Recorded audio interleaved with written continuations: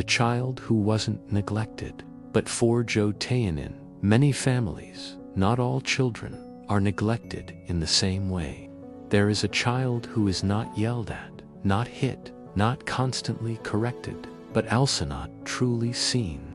This child is not viewed as a problem, not viewed as a responsibility, but as someone who is fine on their own.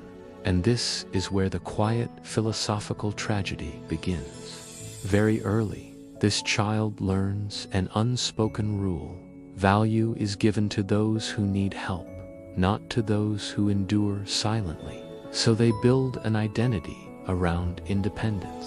They don't ask, they don't complain, they don't disturb the emotional balance of the family. Not because they don't have needs, but because they understood their needs were invisible.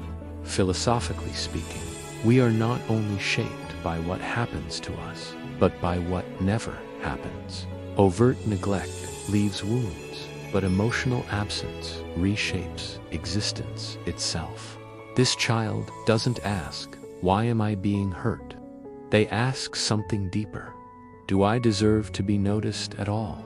Over time, self-reliance stops being a skill and becomes an identity. They become strong beyond necessity, responsible beyond reason, composed beyond health, until vulnerability starts to feel like guilt, and needing someone feels like failure. As adults, they don't search for love, they search for usefulness. They were taught that affection is earned through service, that closeness is bought with sacrifice, and that personal space is a luxury they haven't earned.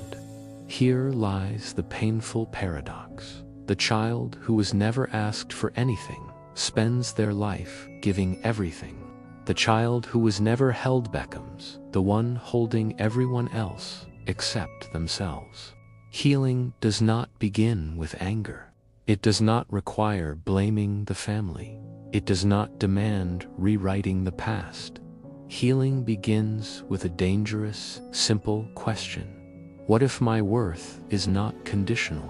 What if I don't have to be useful to be loved? What if I am allowed to take up space without justification? Philosophy does not demand answers here. It asks for permission. Permission to feel. Permission to need. Permission to be seen. Even if no one is used to looking at you. Because true worth is not granted, not earned, and not taken from the attention of others. Worth is innate, and reconciliation with the self is the first act of recognizing it.